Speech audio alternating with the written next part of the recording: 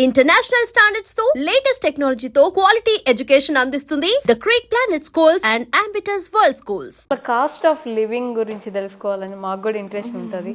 అంటే మన దాన్ని బట్టి ఎప్పుడు ఒక ఇంట్రెస్ట్ ఉంటుంది. వాళ్ళు ఎలా ఉంటున్నారు, వాళ్ళ కాస్ట్ ఆఫ్ లివింగ్ ఏంటి, వాళ్ళ కల్చర్ ఏంటి, వాళ్ళ ఫుడ్ ఏంటి, ఇలాంటి క్వశ్చన్స్ ఎప్పుడు ఉంటాయి కదా. సో కాస్ట్ ఆఫ్ లివింగ్ ఎలా ఉంటుంది? కాస్ట్ ఆఫ్ లివింగ్ చాలా మంది నాకు కూడా మెసేజ్లో అడుగుతుంటారు. ఓకే, మీ ద్వారా ఇప్పుడు చెప్పేస్తా. ఓకే, కాస్ట్ ఆఫ్ లివింగ్ ఇక్కడికి ఒకప్పుడు నేను వెళ్ళిన కొత్తల్లో అయితే కంపేర్ చేసి ఎందుకు చెప్తున్నానంటే అప్పుడు ఎక్కువే ఉండేది. ఓకే, ఆ ఒపీనియన్లోనే ఉన్నారు అందరూ. ప్రెసెంట్ మారింది అని చెప్పడం కోసం నేను కంపేర్ చేస్తాను, నేను అప్పటికి ఇప్పటికి అనేది. అప్పుడు కొంచెం ఎక్కువే అనిపించేది. వచ్చినప్పుడు అటు ఇటు ట్రావెల్ చేస్తాం కదా, ప్రతిదీ ఇక్కడి నుంచి కొనుక్కెళ్ళేవాళ్ళం, సోప్స్ తో సహా. మైసూర్ శాండల్ సోప్ ఇక్కడి నుంచే కొనుక్కొని తీసుకెళ్లేవాళ్ళం అన్నమాట. ఎందుకు అక్కడ సోప్ లేదా? ఉంటాయి, ఎక్స్పెన్సివ్, ఎందుకంటే ఎక్స్పోర్ట్ చేస్తారు కదా, ఇంపోర్ట్ చేసి చేస్తారు కదా. ఇక్కడ మనకు ఒక 45 రూపీస్ ఉన్న సోప్ అక్కడ ఎంత కాస్ట్ ఉంటుంది? 45 ఉన్నది. అప్పట్లో అయితే బాగానే మీకు ఒక ఇక్కడ రూపీస్లో చెప్పడానికి ట్రై చేస్తాను, 200 దాకా ఉంటుంది. 150-200 దాకా ఉండేది. 45 రూపీస్ ఉన్న సోపు, అమ్మ బాబాయ్, చాలా ఎక్కువ కాస్ట్ కదా. అంటే చిన్న ఐటమ్స్ మీద కొంచెం ఎక్కువే ఉంటుంది, పెద్ద పెద్ద ఐటమ్స్ మీద మళ్ళీ నాకేం పెద్ద డిఫరెన్స్ అనిపించదు. ఓకే, ఎలా ఫర్ ఎగ్జాంపుల్ చెప్పాలి, ఇప్పుడు ఇక్కడ ఆనియన్స్ ఒక్కసారి చూస్తుంటాను, అంటే ఆన్లైన్లో చూసినప్పుడు ప్రైసెస్ తెలుస్తుంటాయి కదా మనకి. ఆనియన్స్ మాకు వెజిటేబుల్స్ అవి చెప్పాలి అంటే ఫ్రెష్ దొరుకుతాయి, ఎందుకంటే మేము తక్కువ మంది కాబట్టి. ఓకే, తినేవాళ్ళు తక్కువ మంది, వాళ్ళు మన వెజిటేబుల్స్ ఏమి అన్ని తినరు, ఒక్క అరటికాయ అలాంటివి తింటారు. అరటికాయ వెజిటేబుల్ కూడా అంటే అది రా అలాగా అరటికాయ, క్యాబేజీ అలాంటి చాలా లిమిటెడ్ తింటారు అన్నమాట. మన వాళ్ళ కోసమే పండిస్తారు కాబట్టి అక్కడ ఫ్రెష్ మీకు ఇవి కెమికల్స్ వేసి పండించేవి ఉండవు. అక్కడ ఇండియన్స్ కోసం స్పెసిఫిక్ గా ఫార్మింగ్ చేస్తారు. ఓకే, అలా అందుకని అవి వాటి కాస్ట్ చాలా తక్కువే ఉంటది. ఫర్ ఎగ్జాంపుల్ ఆనియన్స్ ఇక్కడ ఒక స్టేజ్ లో 100 ఏమో ఉంది కదా 1 కేజీ, అక్కడ కూడా అంతే 80 రూపీస్, 60 రూపీస్. మనకి పెరిగితే 100. అదేలేండి, అప్పుడు పెరిగినప్పుడు రేట్ చూసి చెప్తున్నాను. ప్రెసెంట్ మాకున్నది అయితే ఒక 60 రూపీస్, 70 రూపీస్ ఉంటుంది పర్ కిలో. వెజిటేబుల్ లెక్క వస్తాయి. ఈ పప్పులు ఉప్పులు అయితే వాళ్ళు తెప్పిస్తారు కాబట్టి ఇక్కడ నుంచి, ఇండియా నుంచి డిఫరెంట్ ప్లేసెస్ నుంచి తెప్పిస్తారు కాబట్టి మీకు కొంచెం ఎక్స్పెన్సివ్గా ఉంటాయి. ఇక్కడ 300 మినపప్పు, సారీ ఇక్కడ 150 ఏమో ఉంది కదా మినపప్పు అనుకుంటున్నా నేను, అక్కడ ఒక 300 ఉంటుంది. 300 అంటే ఒక డబుల్ ప్రైస్ ఉంటుందండి. ఇక్కడికి అక్కడ డబుల్ ప్రైస్ ఉంటుంది. డబుల్ ప్రైస్ జీతాలు ఉన్నప్పుడు డబుల్ ప్రైస్ జీతాలు కూడా బాగానే ఉంటాయి లెక్కన. మరి అంతే కదా, డబుల్ ప్రైస్ జీతాలు ఉన్నప్పుడు డబుల్ ప్రైస్ ఉంటాయి. మనకంటే వాళ్ళది వాల్యూ తక్కువ కదా, కరెన్సీ తక్కువ. అవును, 1.6 పడుతుంది మనకి. అంటే మనది ఎక్కువ 1 రూపీ, అంటే వాళ్ళు 1.6. ఓకే, తక్కువ ఉంటుంది కాబట్టి జీతం ఎక్కువ వస్తుంది, మరి ఖర్చు కూడా ఎక్కువ ఉంటుంది. అందుకే అన్నాను కదా స్టార్టింగ్ లో మీకు చెప్పాను, కంపల్సరీ మీరు మెడికల్ అడగాలి, ఇల్లు అడగాలి, అది స్కూల్ అడగాలి. సో హౌసెస్ ఎలా ఉంటాయి రెంట్స్? ప్రెసెంట్ మేము ఉండే హౌస్ రెంట్ అయితే పర్లేదు చెప్పండి, మేము ఆ కరెన్సీ లెక్కలోనే తీసుకుంటాం, మన కరెన్సీ వదిలేసి. అయితే ఒక మన కరెన్సీలో 60,000 ఉంటుంది. 60,000 షిల్లాంగ్స్ అంటారు కదా, షిల్లింగ్. ఓకే, అక్కడ ఎంత? షిల్లింగ్ అయితే 1,10,000 షిల్లింగ్స్. వినడానికి బాగాలేదండి, మందే బాగుంది కొంచెం.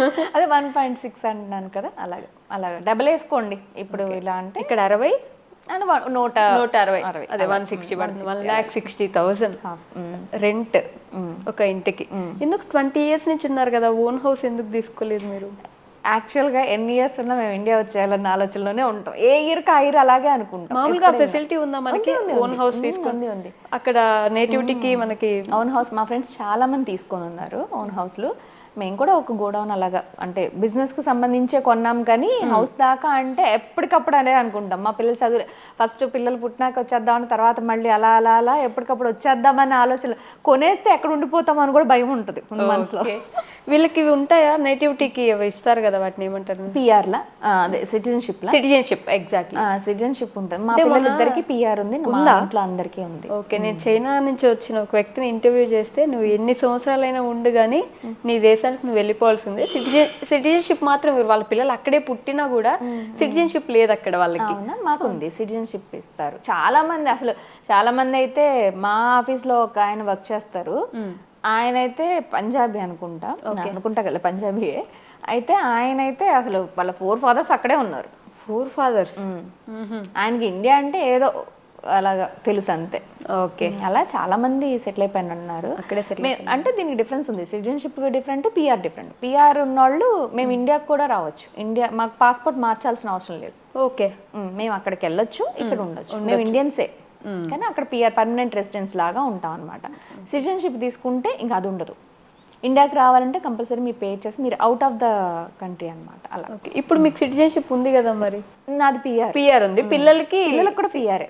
మేము సిటిజన్షిప్ తీసుకోలేదు. మేము ఎండ్ ఆఫ్ ది డే మేము ఇండియన్స్ ఇక్కడే ఉండాలి. ఫార్మింగ్ ఎలా ఉంటుంది? అంటే మన వ్యవసాయ పరిస్థితులు, వాళ్ళ వ్యవసాయ పరిస్థితులు ఏమైనా డిఫరెన్స్ ఉంటుందా టెక్నాలజీ వైజ్ కానీ మనం వాడేదానికి, అగ్రికల్చర్లో వాళ్ళు వాడేదానికి ఏంటి తేడా గమనించారు మీరు? టెక్నాలజీ అయితే మన వాళ్ళంత టెక్నాలజీ ఉండదు ఫస్ట్ ఆఫ్ ఆల్. నార్మల్ మనకి ఓల్డెన్ డేస్లో ఫార్మింగ్ ఎలా చేసేవాళ్ళు అలాగే. కాకపోతే ప్రెసెంట్ డ్రిప్పింగ్ సిస్టము, కొంచెం ట్రాక్టర్లతో దున్నటం అంతవరకు. ఇంతకుముందు నాగలితోనే దున్నే వాళ్ళ మొత్తం అంతే అలాగే చేసేవాళ్ళు అంట నాకు తెలీదు. ప్రెసెంట్ అయితే ట్రాక్టర్లతో నేను వెళ్ళినప్పుడు, నేను ఒక ఫామ్కి వెళ్ళి అడిగినప్పుడు వాళ్ళు ట్రాక్టర్లతో కొంచెం ఇది డ్రిప్పింగ్ సిస్టమ్ పెట్టి అలా డ్రిప్ ఇరిగేషన్ ఉంటుంది కదా, ఓకే, అలా పెట్టి చేశారు. ఈ వరి మెషిన్లు ఇవి మనకి ఇక్కడ వస్తాయి కదా. వరి ఇటు సైడ్ మా సైడ్ పండించడేమో, కొంచెం మేమున్న ప్లేస్లో పండించరు, కొంచెం దూరం ప్లేస్లో పండిస్తారు. ఓకే. ఏం పండిస్తారు అటు సైడ్ ఎక్కువగా? ఇక్కడ మొత్తం కెన్యా వైజ్ మొక్కజొన్న పండిస్తారు. మొక్కజొన్న, కసావా, అవకాడో. ఓకే. అవకాడో పండిస్తారు. అవకాడో కూడా ఉంటుంది. ఓకే. వరి చాలా తక్కువ. వరి నేనైతే చూడలేదండి. ఇండియా నుంచి ఎక్స్పోర్ట్ చేసుకుంటారా? రైస్ అయితే ఎక్స్పోర్ట్ చేస్తారు. ఒక ప్లేస్ లో ఎక్కడ పండిస్తారని కూడా తెలుసు. అంటే లోకల్ రైస్ కూడా ఉంటది.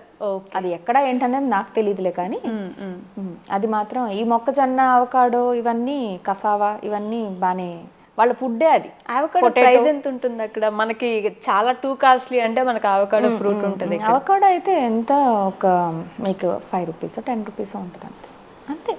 5-10 రూపీస్. మరి అది అక్కడే పండుద్ది కదా. మనకి చాలా స్టేట్స్ తెలుసా మీకు ఇక్కడ ఎంత ఉందో కాస్ట్? అసలు నేను చూడలేదు ఇక్కడ అవకాడో. ఉందని చెప్పారులే కానీ చూడలేదు. అంటే షాప్ దాకా వెళ్ళాం కదా, ఎంతసేపు మాకు తెచ్చి పెడితే తిని పెట్టారు ఆ కాలమే. కానీ ఇక్కడ మేము షాప్కి వెళ్ళి కూరగాయలు కొని వంట చేసే అంత ఉండదు కదా. సో ఇంకేమున్నాయి అక్కడ ఫార్మింగ్ లో? Only farming. పొటాటో బాగా చేస్తారు, ఆనియన్ బాగా పండిస్తారు, టమాటోలు కూడా మన వాళ్ళు కూడా చేస్తారు. ఇండియన్స్ అక్కడ వచ్చి ఫార్మింగ్ చేసే వాళ్ళు గుజరాతీలు పెద్దగా కొనుక్కొని, కొంచెం ల్యాండ్ తక్కువే, లీజ్ కాస్ట్ తక్కువ. ఎంత అని అడగొద్దు, నాకు తెలియదు. అందుకని లీజ్ కాస్ట్ తక్కువ అని తెలుసు.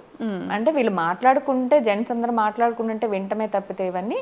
ఒకసారి నేను పర్సనల్గా ఒక ఫార్మర్ దగ్గరికి వెళ్ళాను, ఓకే, వీడియో కోసం అని చెప్పి. అప్పుడు ఆయన చూసి యాక్చువల్గా నాకు తెలిసిన నాలెడ్జి కెన్యా గురించి చాలా ఇంతే. ఓకే. ఈ వీడియోలు చేయటం వల్ల నేను ఇంకొకరికి చెప్పాలి కదా, నేను నేర్చుకొని చెప్పడం ఎక్కువైందనమాట. సో దానివల్ల ఇప్పుడు కొంచెం యాక్చువల్గా మీరు ఇందాక ఫస్ట్లో ఒక క్వశ్చన్ అడిగారు, అంటే బాగా స్లమ్ ఉంటుంది అంటారు కదా, అది ఇది అని. నేను నిజంగా ఈ వీడియోలు స్టార్ట్ చేసినాక స్లమ్లోకి వెళ్ళానండి. అంత ముందాక నాకు అసలు కెన్యాలో స్లమ్ ఉంటుంది అనే విషయం కూడా నాకు తెలియదు. ఓకే. సేమ్ మన ఇండియాలో మొత్తం ఇటు సైడ్ ఎంత బాగుంటాయో అటు సైడ్ అలా ఉంటాయండి. ఇటు సైడ్ ఒక స్లమ్ ఏరియా ఉంటుంది, చాలా మంది పనోళ్ళు అటు నుంచి వస్తారు. అంటే అక్కడ దాకా వెళ్ళాం కదా, తర్వాత ఇంకా చూపిద్దాము, అసలు లోపలికి వెళ్దాం అని. నేను కూడా ఈ వీడియోలు పుణ్యమా అంట, నిజంగా యూట్యూబ్ పుణ్యమా అంట, చాలా నేర్చుకున్నాను, చాలా చూశాను కూడా. నేను ఒక గిరిగీసుకొని కూర్చుంటాం కదా, అలా గిరిగీసుకొని కూర్చున్నాము మా కరోనా ముందు దాకా. ఓకే. కరోనా స్టార్ట్ అయినాక వీడియోలు స్టార్ట్ చేసినాక ఓ కెన్యా ఇంత ఉందా అని. అప్పుడు దాకా లోకల్ ట్రాన్స్పోర్ట్లో కూడా నేను ఎప్పుడు వెళ్ళలే. ఓకే. మాకు ఓన్ కార్లు ఉంటాయి ఎవరికి వాళ్ళకి, లేదంటే ఆఫీసెస్ ఉంది కార్లు. ఓకే. సో ట్రాన్స్పోర్ట్ సిస్టమ్ ఎలా ఉంటుంది మనకి? కార్లు ఒకటి, మెట్రో, బైక్స్, సైకిల్ ఇట్లా ఉంటాయి కదా, అక్కడ ఏమేమి ఉంటాయి, ఎంతవరకు ఉంటుంది? మెట్రో ఉండదు. మెట్రో లేదు. ప్రెసెంట్ అది ఎక్స్ప్రెస్ వే అని చెప్పి కొత్తగా చైనీస్ వాళ్ళు వేసారనమాట. చైనా వాళ్ళు వేసారు. ఓకే. అది ఉంటది ట్రాఫిక్ కంట్రోల్ చేయడానికి, మనకి హైవే లాగా అలాగే. దానికి ఒక్కటే టోల్ గేట్ ఉంటది. ఇంకొకటి చెప్పాలి, ఇక్కడ మనకి ఒక ఊరు నుంచి ఇంకొక ఊరికి వెళ్ళేటప్పుడు టోల్ గేట్లు పడతాయి, అక్కడ ఉండదు. అక్కడ ఫ్రీగా వెళ్ళిపోవచ్చు. టోల్ చార్జెస్, రోడ్ చార్జెస్ ఏమి ఉండవు. రోడ్ చార్జెస్ ఉండవు. దీనికి మాత్రం ఇప్పుడు ఎక్స్ప్రెస్ వే వేసారు. ఒక 3 years అవుతున్నట్టు 3 years ఐఎమ్ నాట్ రాంగ్ అంతే. ఓకే. దానికి మాత్రమే ఛార్జ్ ఉంటుంది. ఒక ప్లేస్ నుంచి ఫస్ట్ నుంచి ఇంకో ప్లేస్ మనకు మెట్రో లాగే ఉంటుంది, కాకపోతే ట్రైన్లు ఏం కాదు, జస్ట్ ఆ వే అనమాట. అసలు ట్రైన్సే లేవు పూర్తి. ట్రైన్ ఉంటుంది ఇక్కడ నుంచి ఒక ప్లేస్, అది మామూలు ట్రైన్స్ మనకు లోకల్ ట్రైన్ కాదు, మామూలు ఒక ప్లేస్ నుంచి ఇప్పుడు ముంబాసా అన్నారు, అలా ఉంటుంది. గుడ్ సిస్టమ్ ఉంటుంది, అలా గూడ్స్ సిస్టమ్ ఉంది. ఎక్కువ కాదు అంటే చాలా ప్లేసులకి ఇలాగ మనకి వెళ్ళిపోవటానికి విజయవాడ గుంటూరు అలా ఏముండదు, ఒక ప్లేస్ నుంచి ఇంకో ప్లేస్కి అంతే. ఓకే, అంతే. అది ఈ మధ్య కాలంలో అది కూడా చైనా వాళ్ళే వేశారు. అది లోకల్ ట్రాన్స్పోర్ట్ అయితే వాళ్ళు బైసికల్స్ మామూలుగా వాడతారండి, అంటే రోడ్డు మీదకి చాలా తక్కువ, ట్రాఫిక్ చాలా డిసిప్లిన్గా వెళ్తుంది. ఎందుకంటే కార్లకు ఒక వే, బండ్లకు ఒక వే ఉంటుంది. బండ్లు కూడా ఈ జస్ట్ స్విగ్గీ వాళ్ళు మాత్రమే. ఓకే. ఇంకొకటి రైడర్స్ ఉంటారు కదా మనకి తీసుకెళ్తారు, అలాగా అంతే. నార్మల్ వాళ్ళు చాలా తక్కువ, బళ్ళు చాలా తక్కువ, ఓన్లీ కార్లు. మొటాటాస్ అంటారు, అది మన మినీ వ్యాన్ లాగా ఉంటుంది అన్నమాట. ఓకే. అందరికి కార్లు ఉన్నాయి. 99% కారు ఉంటుందండి. ఓకే. ఇంకా లేకపోయినా ఆఫీస్ ఇవ్వాలి, must and should car transport office provide చేస్తుంది, చెయ్యాలి. ఓకే. లేకపోతే కష్టం. కార్ కాస్ట్ తక్కువ ఉంటుంది అక్కడ?